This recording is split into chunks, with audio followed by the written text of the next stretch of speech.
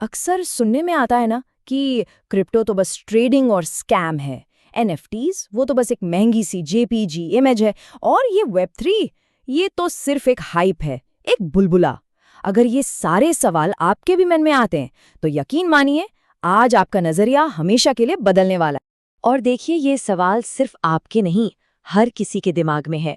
तो आज हम क्या करने वाले हैं?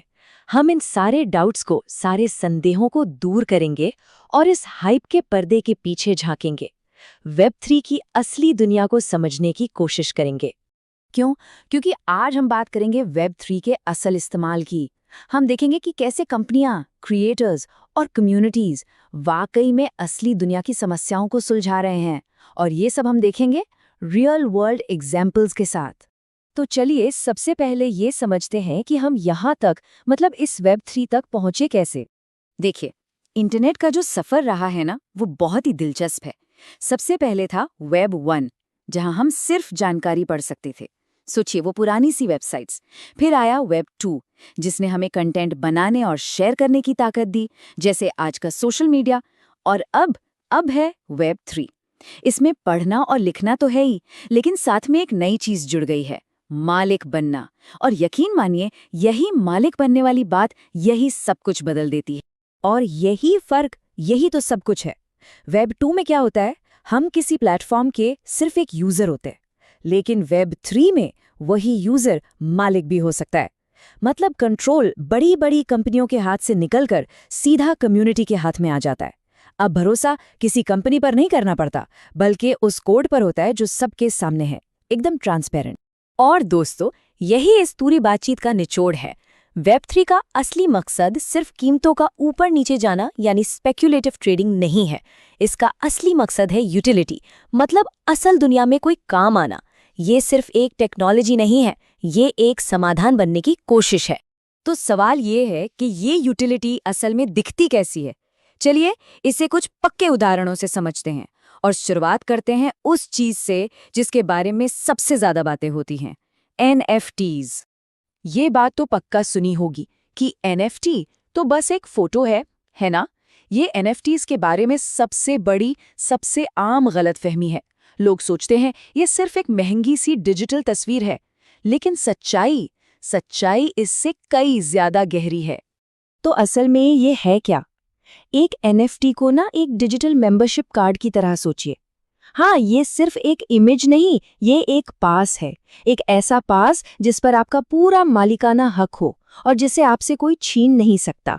तो ये जो मेंबरशिप कार्ड है, ये असल में कई दरवाजे खोलता है। जरा सोचिए, ये किसी एक्सक्लूसिव पार्टी का एक्सेस पास हो सकता है, जैसे कि बॉर्ड एप यार्ड क्लब के इवेंट्स, या फिर किसी खास ऑनलाइन ग्रुप का हिस्सा बनने का मौका दे सकता है। इतना ही नहीं, ये असली दुनिया के किसी कोर्स या कॉन्सर्ट का टिकट भी हो सकता है। तो यहाँ यूटिलिटी क्या हुई? एक्सेस, कम्युनिटी और असली वैल्यू, फोटो नहीं। अच्छा, अब इसी मालिकाना हक वाली सोच को जरा गेमिंग की दुनिया में लेकर चलते हैं। आज के वेब 2 गेम्स में क्या होता है? हम जो भी आइटम्स खरीदते हैं, कोई तलवार, कोई स्किन, वो असल में गेमिंग कंपनी की होती है। पर वेब 3 गेमिंग में ये सारे आइटम्स NFT होते हैं। मतलब वो प्लेयर्स के होते हैं, आपके अपने। आप उन्हें बेच सकते हैं, ट्रेड कर सकते हैं, क्योंकि मालिकाना हक प्लेयर के पास है। लेकिन रुकिए, वेब 3 की कहानी सिर्फ डिजिटल सामानों या गेमिंग तक ही सीमित नहीं है। इसका असली असर तो तब दिखता है जब ये फाइनेंस और कंटेंट क्रिएशन जैसी बड़ी बड़ी इंडस्ट्रीज से बिचौलियों को, मतलब मिडलमैन को हटाना शुरू करता है। तो मिलिए DeFi से, यानी डिसेंट्रलाइज्ड फाइनेंस। इसका आइडिया बहुत सिंपल है लेकिन बहुत पावरफुल। बैंक के बिना बैंकिंग।